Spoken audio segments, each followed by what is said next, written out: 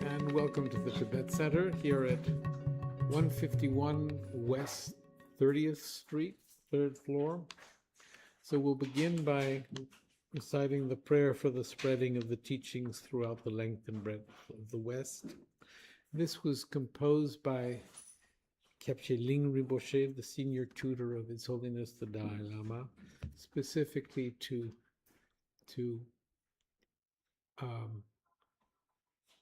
pray for the spreading of Buddhism to the West. And it was written just at the beginning of Tibetans coming to the West and introducing Buddhism.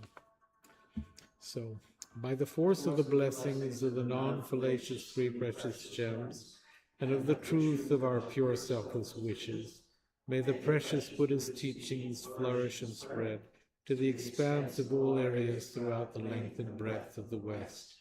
For all the people living there together with their near ones, who have engaged in the teachings and have faith and respect for them, may all conditions adverse to their practice of the pure Dharma be dispelled, and an excellent collection of favorable conditions increase like the waxing moon. And especially for those who work on methods to accomplish the flourishing and spreading of the Victorious One's teachings, which are the source of benefit and happiness, may they never be oppressed by masses of interference and adverse conditions, and may this spontaneously happen just as we have hoped and wished. Now the Heart Sutra. Thus have I heard once.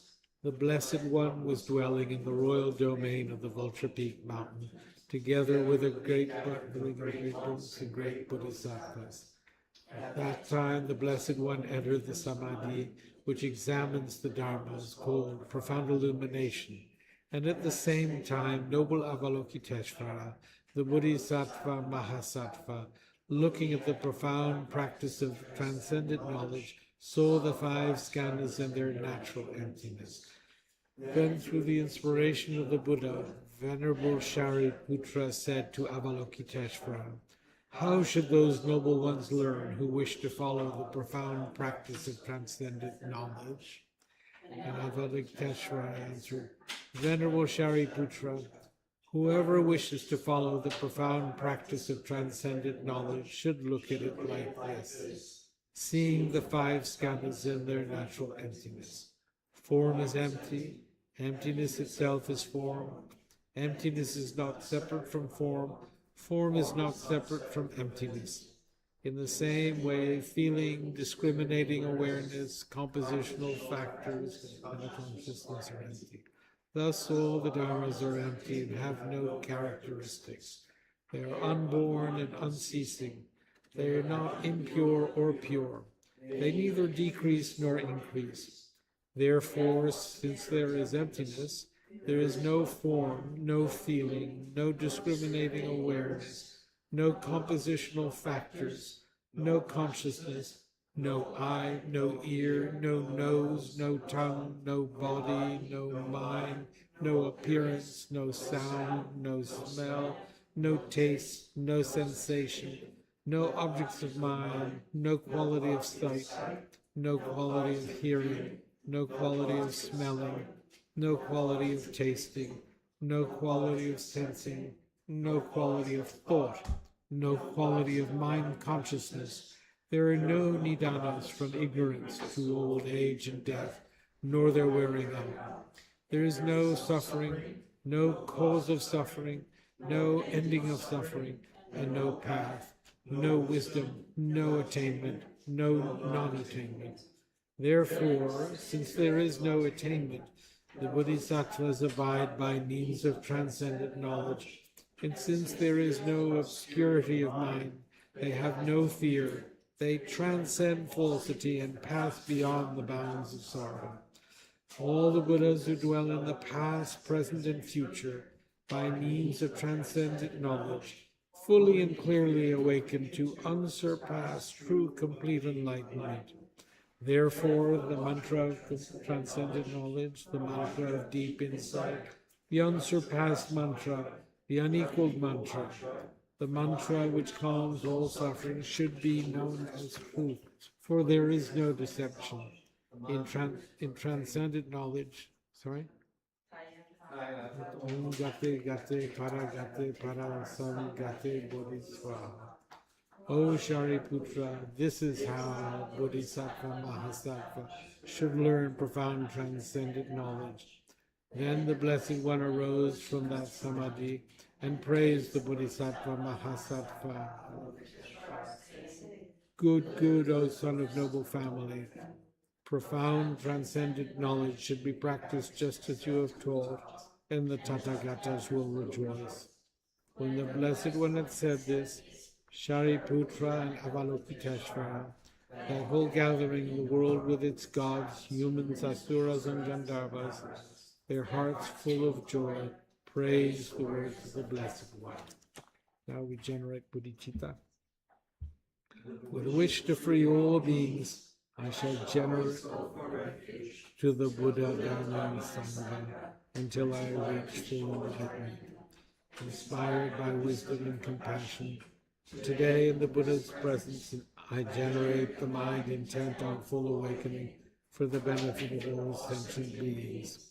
As long as space endures, as long as sentient beings remain, until then may I too remain to dispel the miseries of the world. With the wish to free all beings, I shall always go for refuge to the Buddha, Dharma, and Sangha until I reach full enlightenment. Inspired by wisdom and compassion, today in the Buddha's presence, I generate the mind intent on full awakening for the benefit of all sentient beings. As long as space endures, as long as sentient beings remain, until then may I too remain to dispel the miseries of the world. With the wish to free all beings, I shall always go for refuge to the Buddha, Dharma, and Sangha until I reach full enlightenment. Inspired by wisdom and compassion, today in the Buddha's presence, I generate the mind intent on full awakening for the benefit of all sentient beings. As long as space endures, as long as sentient beings remain, until then may I too remain to dispel the miseries of the world. Okay.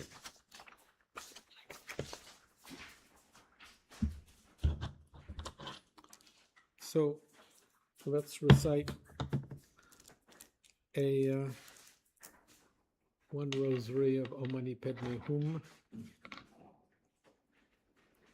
thinking of the meaning of this mantra of compassion.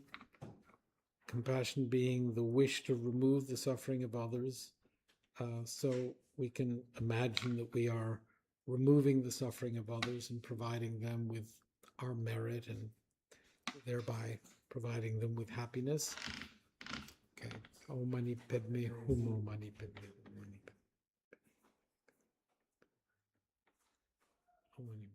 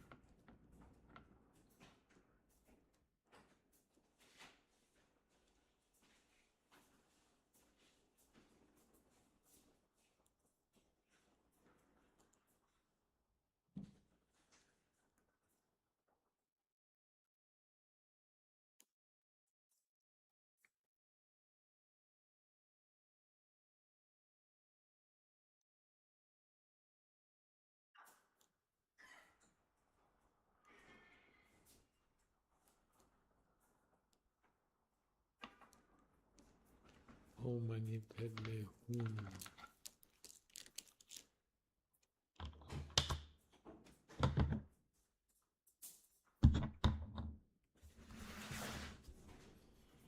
Thank you for this.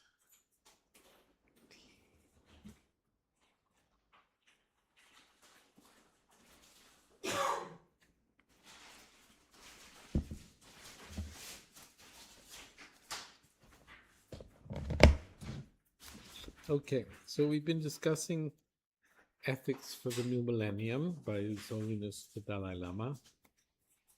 And we've been discussing the pursuit of happiness. And we had arrived on page 59.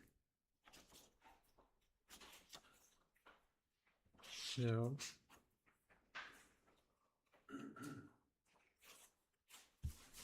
July 13th. What's to page 57.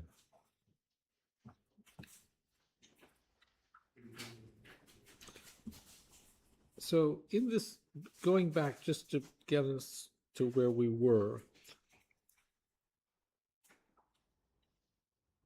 His Holiness has introduced the idea that inner peace is really what we need in order to have happiness.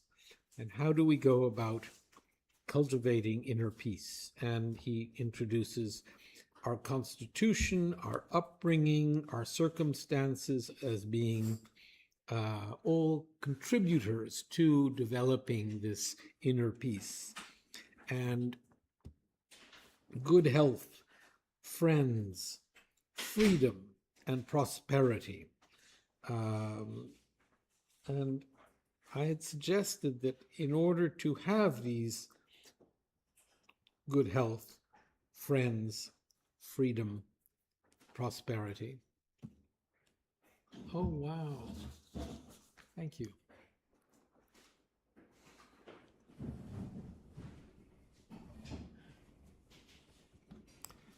That's rather moving. I'll explain. David has and his wife bought the house that Chungla Rinpoche used to live in New Jersey. And this must be a piece of mail that was delivered to the house. We spoke to Linda and she said, just bring it to me.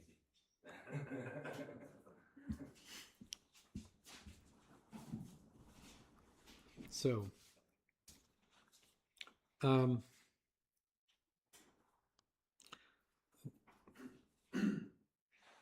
as I had suggested, these qualities of good health, friends, freedom, prosperity, these are things that are hard to, well, we can cultivate good friends by being kind to people. Good health, we can take care of ourselves. Having freedom, being born in a situation, here the kind of freedom that His Holiness is talking about is freedom that we experience within our society. In other words, being born in a free society. And prosperity, in the sense of flourishing having a sense of flourishing mentally and emotionally is the kind of prosperity. And these qualities are not qualities that we can necessarily cultivate and experience in one life. To have good health, to have friends, to be born in a situation of freedom, to have this type of prosperity are things that we work on by the way we behave in this life and then experience in the future. And so future meaning in a future life.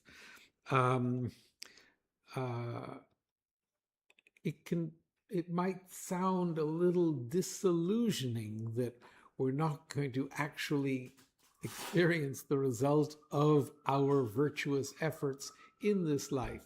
But I think it's important to take a very long-term view of spiritual practice and to acknowledge that to acknowledge that the fact that we are sitting here today, even interested in this stuff, is the result of lifetimes of work that have somehow opened us to seeking something beyond worldly satisfaction.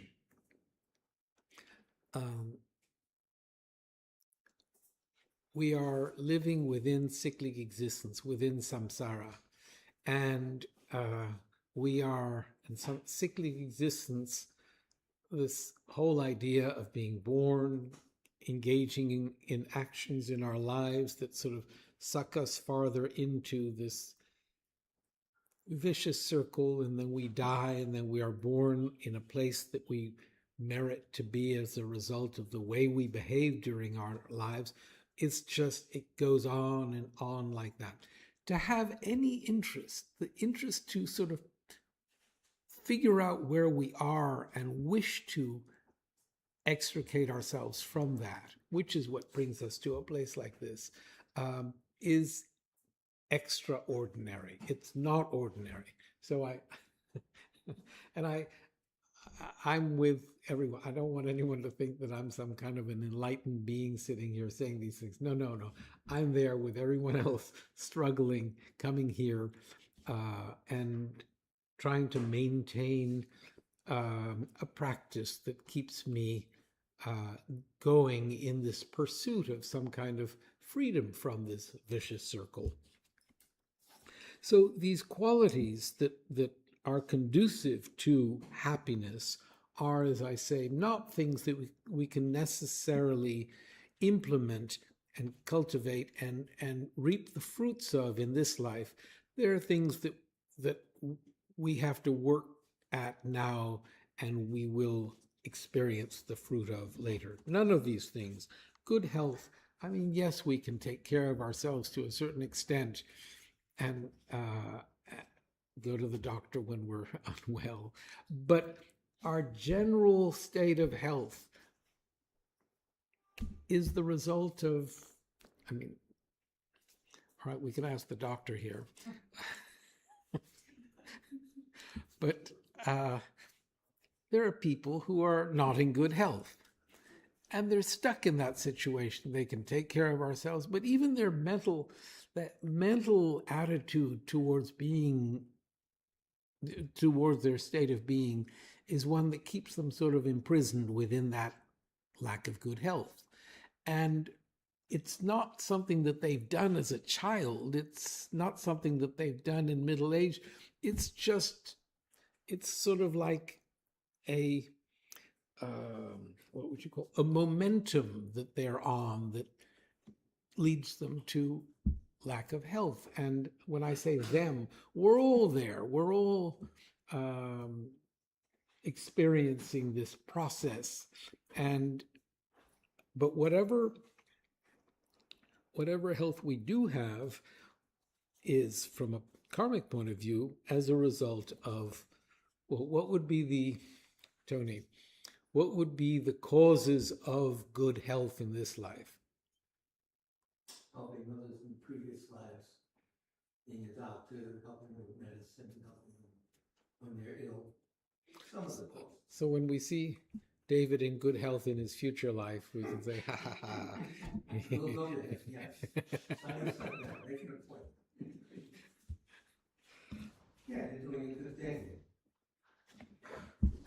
Money in the bank. in the karma bank.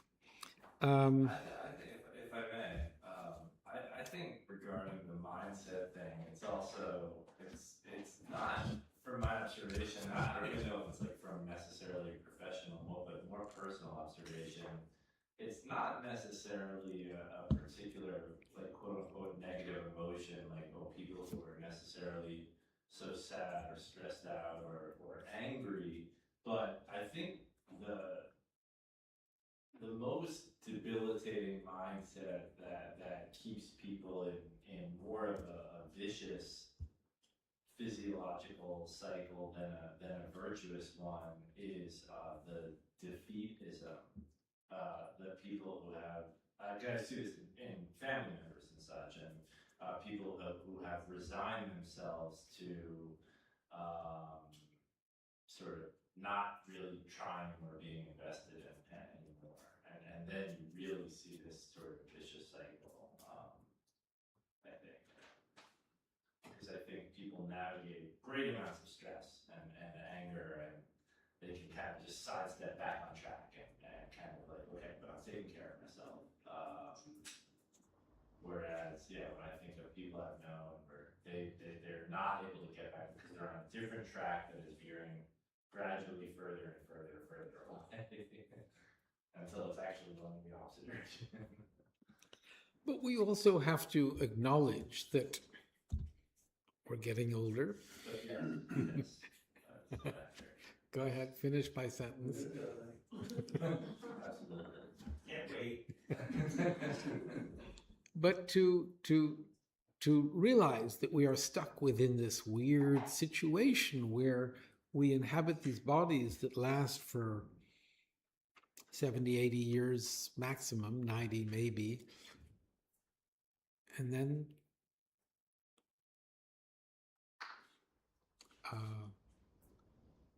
I spoke to a fellow, the former abbot of one of the monasteries in India, and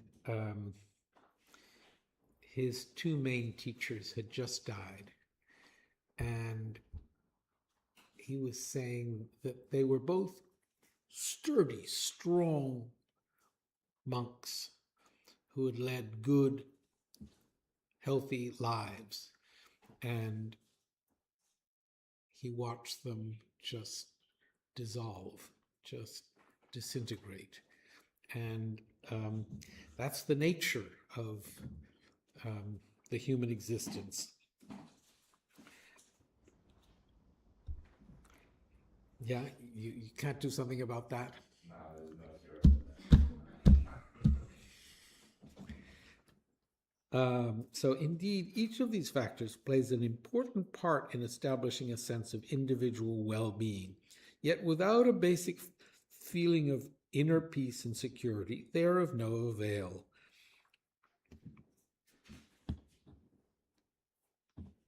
So our possessions are themselves a source of anxiety. Our jobs, our friends can become difficult. Our relatives can too. There is no hope of attaining lasting happiness if we lack inner peace. That's where we left off.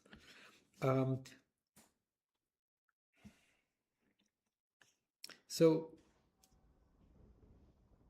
recognizing that so what do you think brings about inner peace?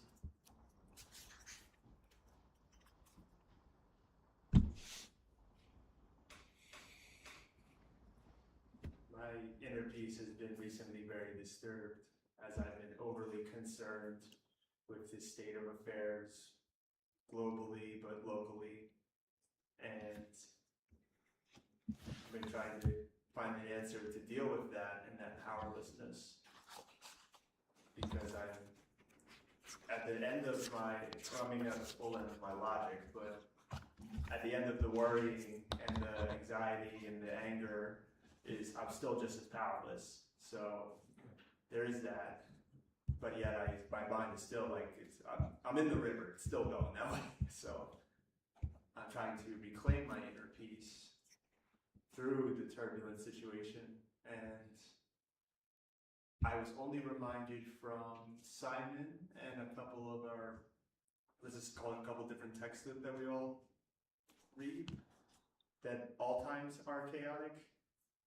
There's no time that wasn't to exist, so, but it's not feeling very helpful. So, I mean, it's helpful to hear, like it makes sense, but it's also like, oh, but I still feel this pressure.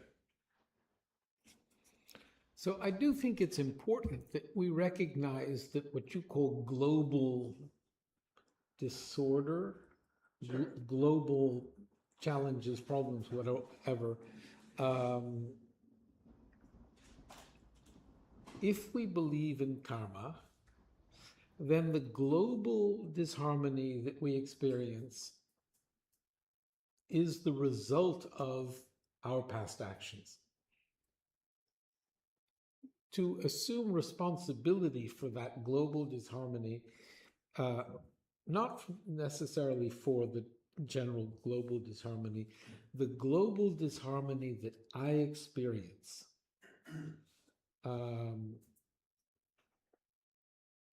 I think it's important that we are responsible for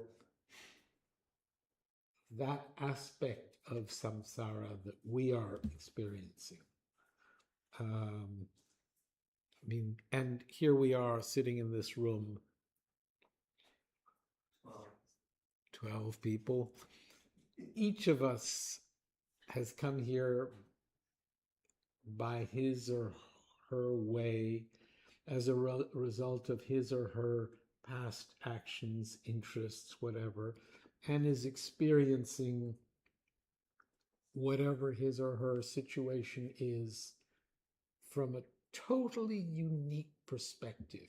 Even though we're all in New York City, even though we're all, living in the United States of America, even though we're all living in 2026 with all the commotions, challenges, whatever, we're each experiencing this differently. And that's because we're each experiencing it as a result of our own past actions that have led us to right here.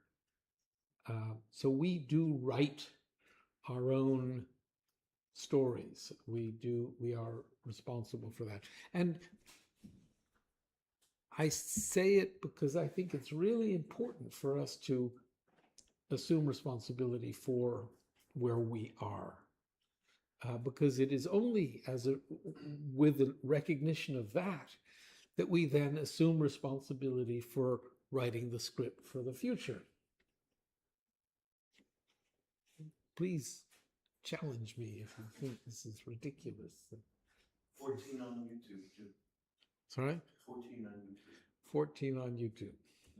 They've each gotten to YouTube by their own different methods, ways, whatever.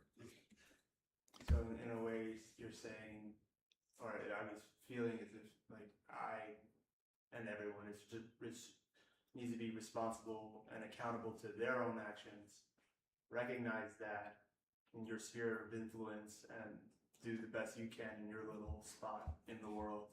It's not not my personal global responsibility to help everyone. It's just to do my part well. No. You can help as many people as you can. What I've said is that what has brought you to the situation that you're experiencing are your past actions. If you really analyze it, if you try to figure out what you can do to improve the situation, it's by your actions.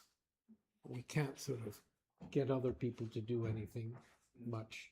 I mean, you're a parent. You're a parent. You have a little bit of influence over your children, but not much. I mean, do you? I can still lift her up.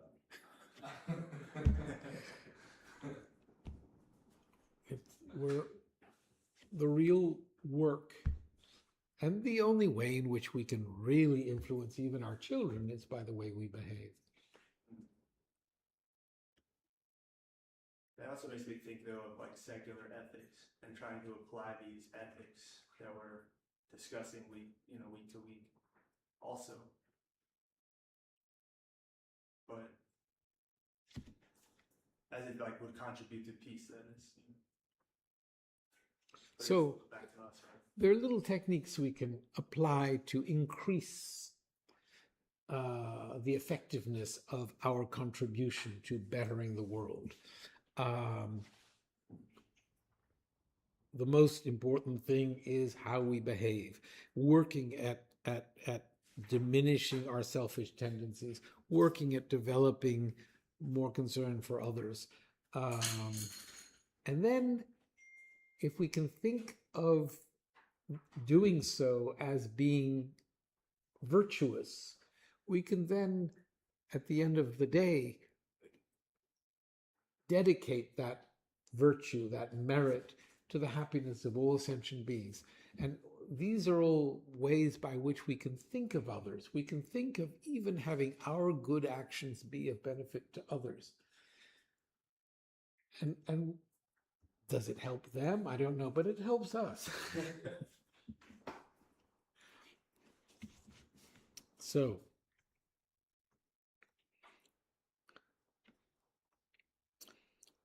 where then are we to find inner peace?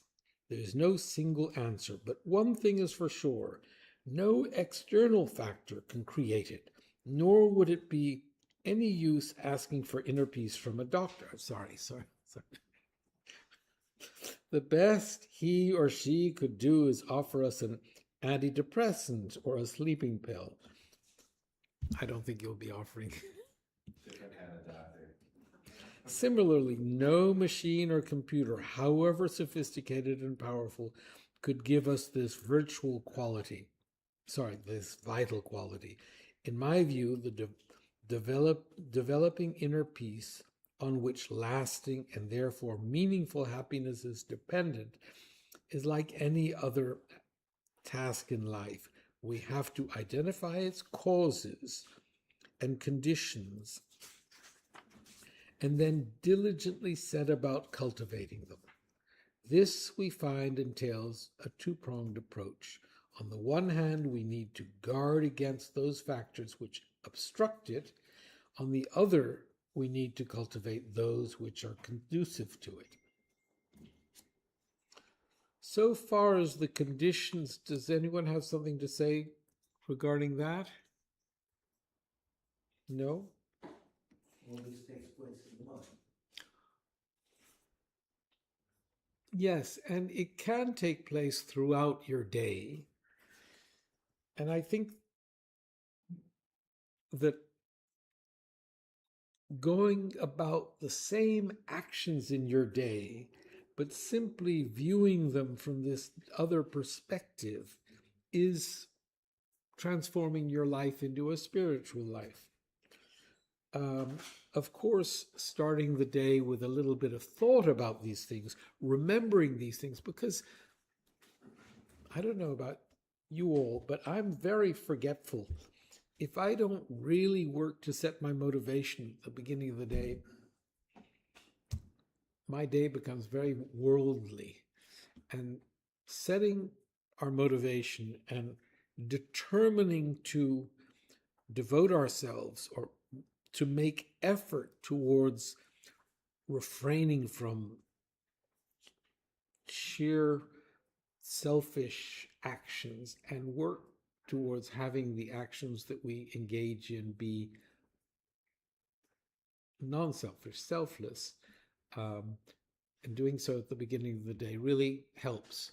And anything we do within the day its quality can be transformed by our point of view, so that when we eat, we can sit and eat simply to satisfy our hunger. We can eat in order to have the strength to go about our lives, to do whatever we want to do. We can eat with the intention of strengthening ourselves so that we can better benefit others. We can eat really, if we want to bring a tantric aspect to eating, if we imagine ourselves as an enlightened being, then the eating brings about the qualities of bliss that can help us more deeply experience emptiness. There are all these levels that we can apply simply to the act of eating. It's all in the mind, as Tony said before. It's all our attitude to what we're doing. So far as the conditions of inner peace are concerned, one of the most important is our basic attitude. Let me explain this by giving another personal example. Despite my habitual serenity today, I used to be somewhat hot-tempered and prone to fits of impatience and sometimes anger. Even today, there are, of course, times when I lose my composure. When this happens, the least annoyance can take on undue proportions and upset me considerably. I may, for example, wake up in the morning and feel agitated for no particular reason. In this state, I find that even what ordinarily pleases me may irritate me. Just looking at my watch can give rise to feelings of annoyance. I see it as nothing but a source of attachment, and through this, of further suffering. But when on other days I will wake up and see it as something beautiful, so intricate and delicate. Yet, of course, it's the same watch. What has changed? Are my feelings of revulsion one day and satisfaction the next purely the result of chance? Or is some neurological mechanism over which I have no control at work? So I ask you the question. Yes. Is that His Holiness, the 14 Dalai Lama, writing about himself and annoyance and Yes. the optimum tempo? Yes. Feel better. So I like that. you wake up one morning and you look at your watch. You wear a watch? Okay. Oh, Yeah, we're all- we do that. You look at your phone and you say, oh, what a source of annoyance.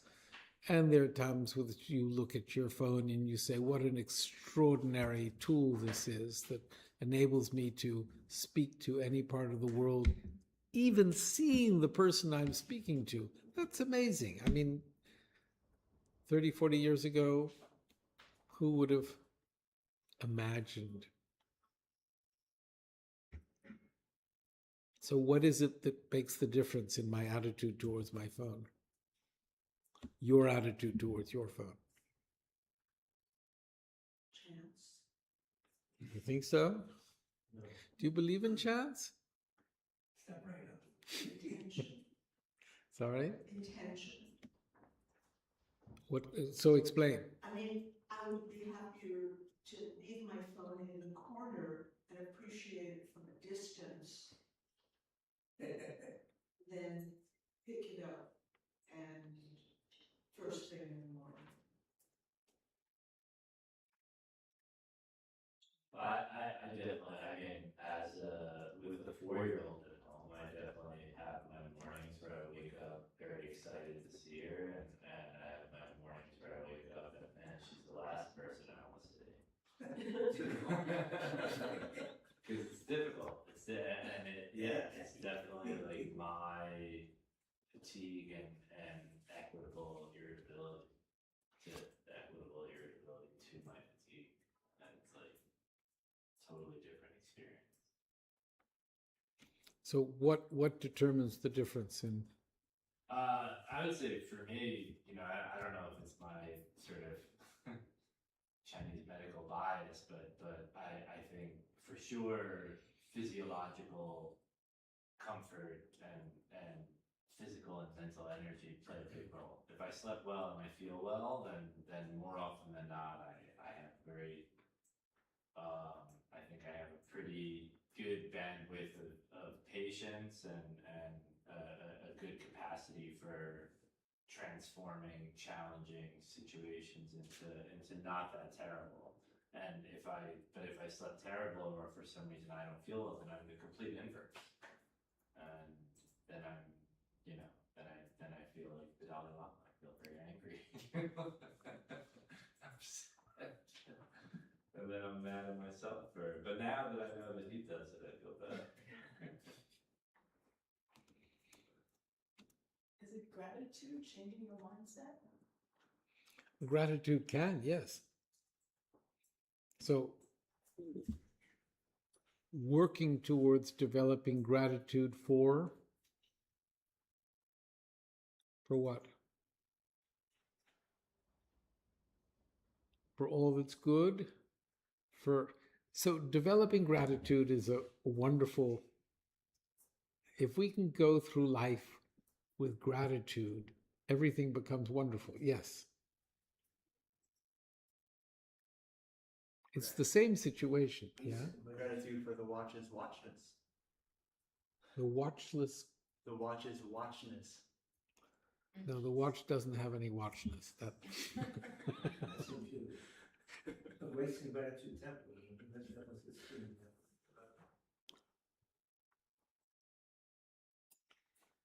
the watch's watchness. I was just referring back to author classes. So yes, we got to the point where we realized there is no watchness. You've been away a few, you missed that. Yeah, before a lesson. It's the conclusion. So, although of course our Constitution must have something to do with it, the governing factor is surely my mental attitude. Our basic attitude, how we relate to external circumstances, is thus the first consideration in any discussion on developing inner peace. And really assuming responsibility for our mental attitude. Now, of course, there are times when we're overwhelmed, when we're really depressed or whatever. But if we try to exert as much responsibility over our attitude to things, that in itself, I think, helps us accept and therefore develop gratitude. Well, what does anyone else feel about this? Gratitude. Are you grateful? Yes?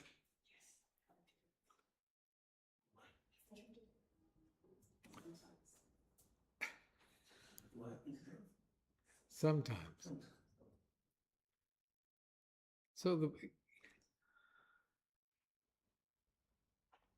if we can recognize that everything that we have in life, that, all the conveniences of modern living, we came here, we took the train to get here, we walked along the sidewalk along a road, we may have driven here in a car on roads, we then got here and we took the elevator up and we're here in this room.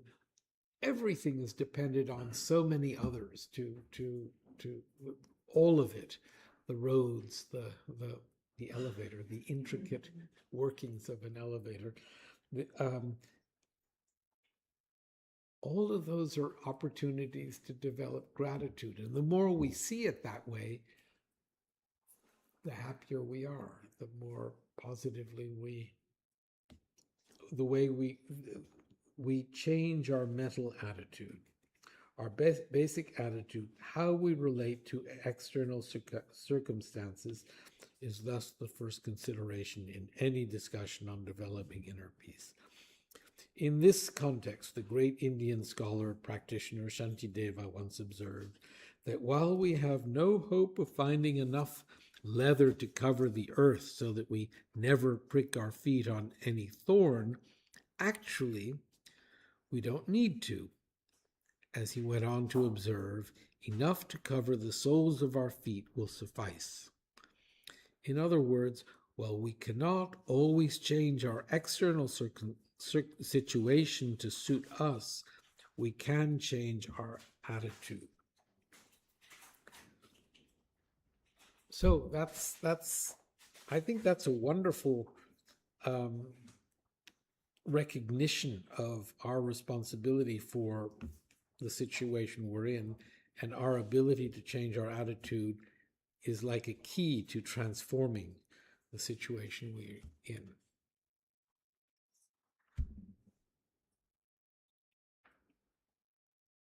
It's the only thing we could change. Can't change the external situation that much, but we can change the inner situation. The big thing that I can do about it if you're familiar with Viktor Frankl, Yes. Wonderful. so That Viktor, search for meaning.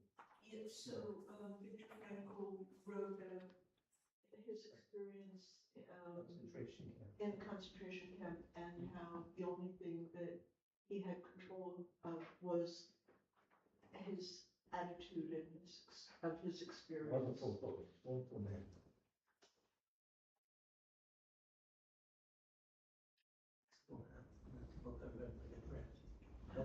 And that gratitude helps a lot with depression. Sorry?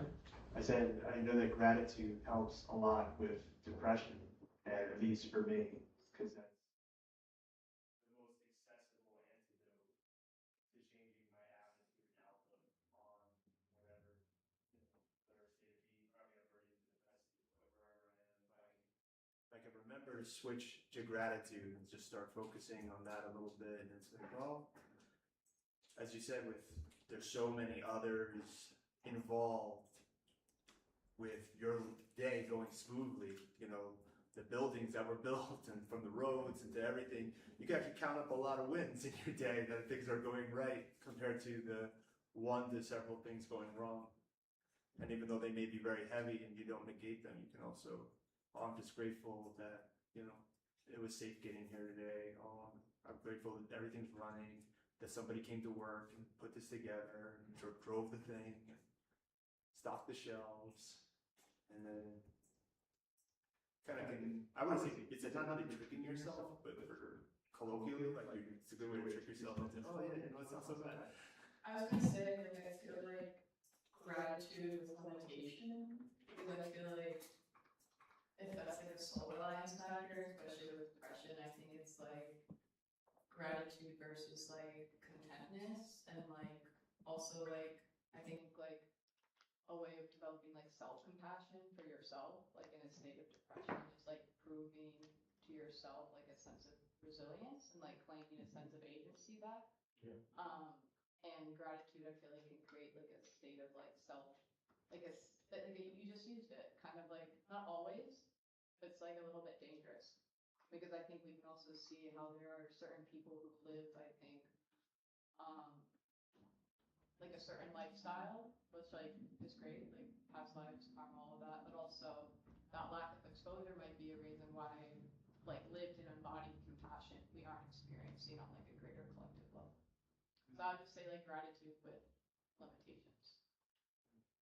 That's all I just.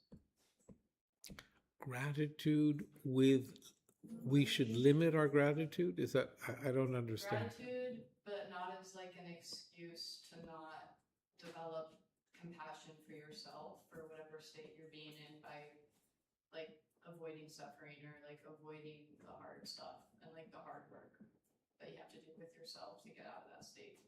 Like, I don't think gratitude is just like a one-way street. I don't think that solves the core issue by itself.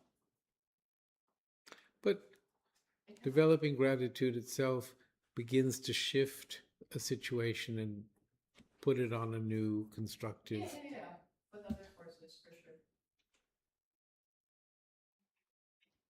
Leon. Yes, I think the gratitude is very, very important to myself and practice. Especially sometimes, yes, when I made some negative, but I was taking us as the report was the teaching us. And then report maybe not directly, but he did that, right? And what he benefited us, how he did. So when I do it, I run until another meeting, I always so, as your learner, right? I feel that the agency blessing is so much that I went to the one center, used to that was there and volunteer job on the 90s, also in the place and the report. As a one person is very high. So I'm because I know her for years, right? So I tell her, today's weather should be not that hot, right? Later she understands, she calms down, right? And we do something, and definitely because of the Buddhist center, then someone called and talking. So when I'm meeting them, the peace environment, right? So then later I went to meet my aunt, and so talking something when she little bit higher to, then I talking to the others. Whenever I stay for an hour, then I'm leaving. She's different change. And all the way I go to the department and walking people touch them, I'm jump up. Then people just to me, I say, I'm sorry, I wish I'm not scaring you. She said, I wish I'm scaring you. We are smile, leaving. All the way is very, very positive. All and even the inside come the building, people care so much better helping her and the total thought and being awesome. I feel I just change little bit, all right, but in a positive. I feel where I get from all around the my friends at all, right? So I'm little bit. I feel today's one after maybe 4 or 5 people, right? And then become smile. Looks like I give them, but not really, just little coin going to it. So I feel it's like not just this class or the other class. I always say thank you for my summer friends because they give the good energy, right? So little by little, we will change. So it's turn out, first we in the internal, right, to us. Then you can little bit and naturally spread out, right? So it's like the last time I shared in the park, the one woman talked to me. She said she when see me, she feel happy. She's the one. When I see you, I feel happy too. Because she said because I smile is very naturally come out. I think this is what I feel because I get credit because our teacher, I'm the lucky one. I was at the RINPOCHE and other Chinese lecturer and master. He also is very compassionate. He is very, how to say, very low. He's very high. He's neutral. But some people they don't know. They say, oh, he's like very nothing like that. Yeah. But yes, but he is very, professional. Sometimes when I'm beginning, I'm like, you don't know, I'm cheating. How about I'm cheating? When I'm leaving, because the temple is closed already. So I have trouble with a small door. So I said, I'm walking slow. I don't tell him. He will not hopefully know to close the door. Here's the third floor. I work in second floor, that definitely a small. Very considerate. I'm but I feel like I'm really bad person. But that I know it because the high practitioner, right? They to me just level. They say like the play like little baby, right? They joking you, they not really. So sometimes I feel I'm crying. I'm so bad now. So it looks like you take a picture for me and the RINPOCHE. I'm like a child. Listen, I'm not a young age, but in the front of the RINPOCHE, I'm really as a child. They're so passionate, so treat us. So sometimes the people say, I tell myself, I sometimes I'm pregnant, I'm not so hard away. But because I feel like a bad girl. But sometimes I appreciate it. This is very, very, I don't know how to say it, but other part I say I'm very, very lucky and change ourselves in a big way, little bit, and by little bit. It's very, I believe that. And on the way sometimes I carry so much on the subway, people help me naturally. I helping you. I feel the whole life. But people say, after help me, they really, so I feel that I was there, like whether someone I would tell the people, please consider our environment. Sometimes why I say that they can feel I do it, little by little way it will be spread. I think. You remember Sayun? Didn't he do the ceremonies for Charmian? Was there, so they were very, very learned, but didn't show it out with like the children the same way. Very quiet. They both go very well. He was first over to Chinese Buddhism to the West. He took everybody in. Wonderful man.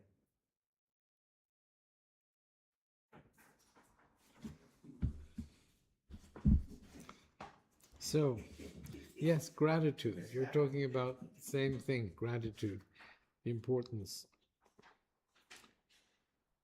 So while we cannot always change our external situation to suit us, we can change our attitude. The other major source of inner peace and thus of genuine happiness is, of course, the actions we undertake in our pursuit of happiness.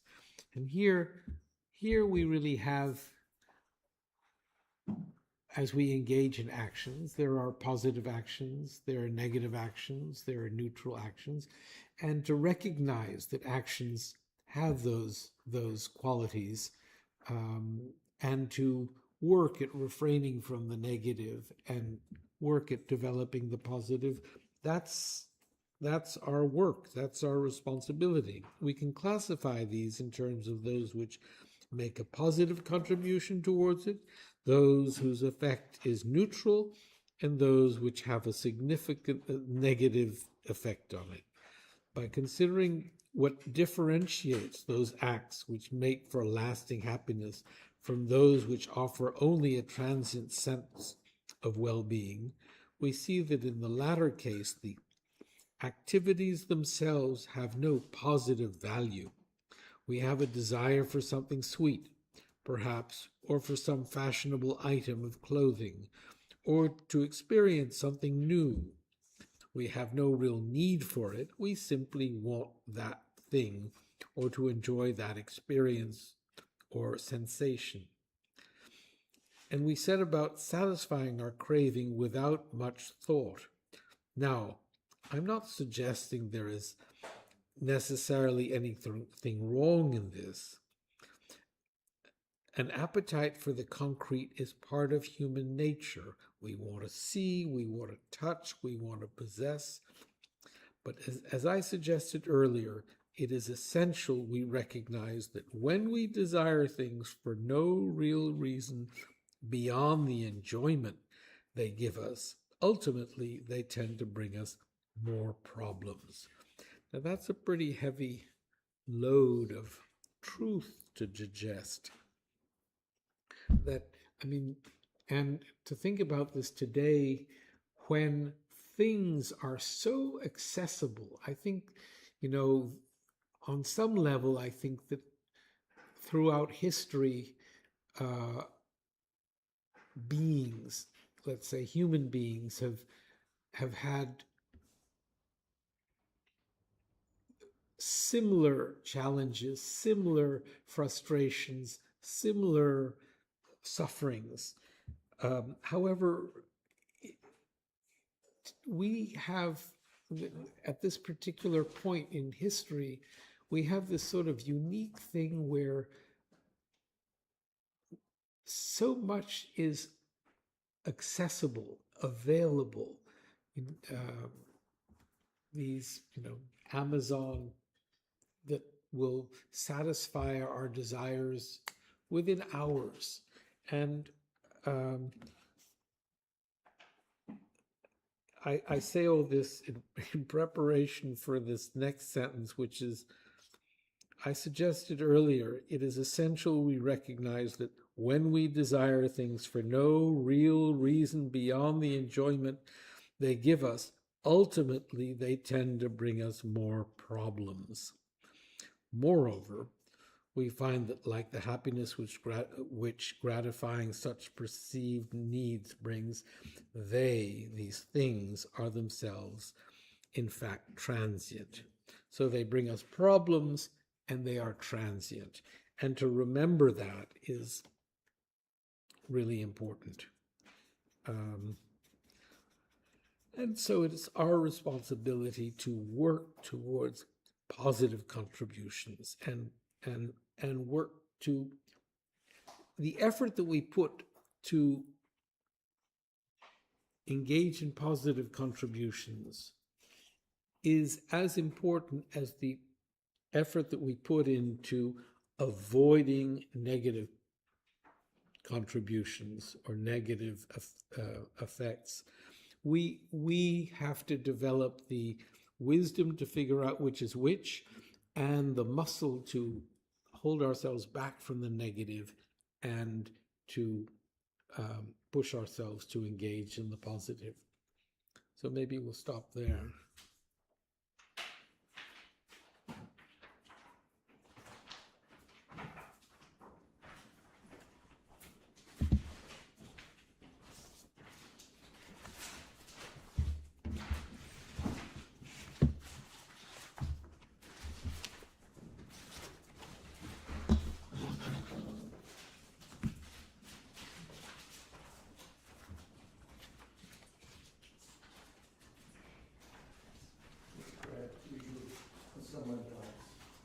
So we've been asked to pray for Rohan Reese Morgenstern, the 3 U.S. service people, Private Isabella Gonzalez, Lieutenant Tyler James Feehan, and Commander Gabriel Edwards, victims in Iran or as a result of Iran, and Sam Neill, is that right?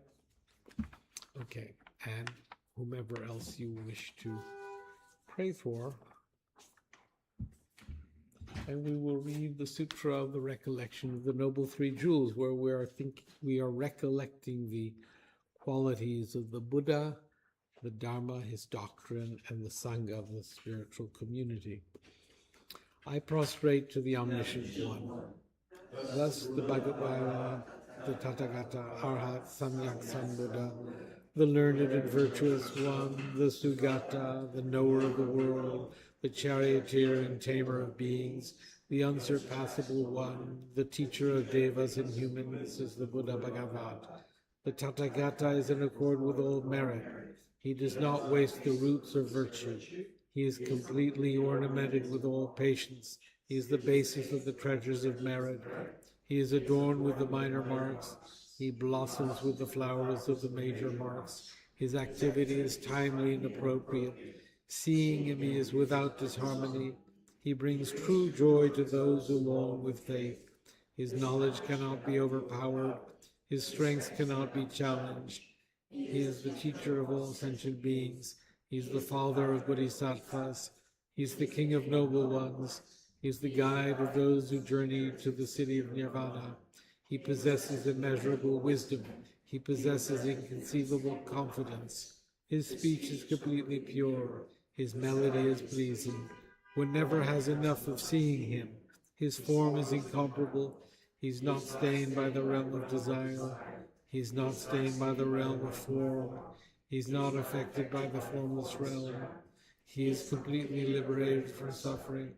He is completely and utterly liberated from the skandhas. He is not possessed with dhatus. His ayatanas are controlled. He has completely cut the knots.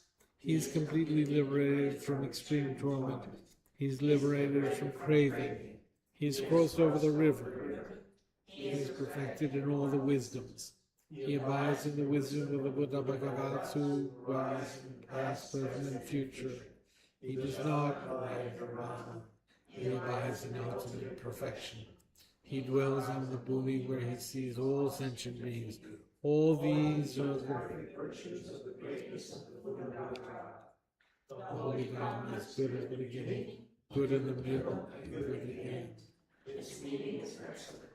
Its words are excellent. It is uncorrupted. It is completely perfect and completely pure. It completely purifies. The Bhagavad teaches the Dharma well. It brings completely vision. It is free from sickness. It is always timely. It directs one further. Seeing it fulfills one's purpose. It brings discriminating insight for the wise. The Dharma which is taught by the Bhagavad is revealed properly in the head. It is renunciation.